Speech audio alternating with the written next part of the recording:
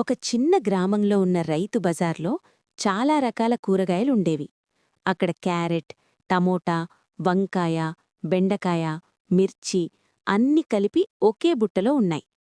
ఒకరోజు రాత్రి బజార్ మూసివేసిన తర్వాత అద్భుతంగా ఆ కూరగాయలు మాట్లాడ్డం ప్రారంభించాయి. నేనే అందరిలో అందమైనది.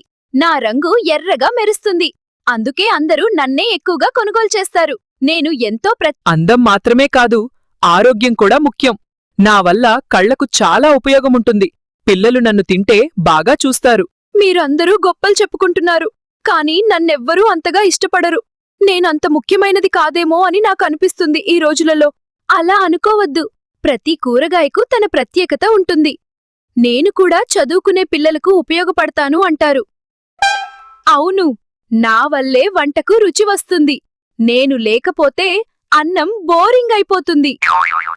బిడ్డలు, మీరందరూ గొప్పలు చెప్పుకుంటున్నారు, కాని మనం కలిసి ఉంటేనే వంట పూర్తవుతుంది. ఒక్కొక్కరి ప్రత్యేకత వేరు.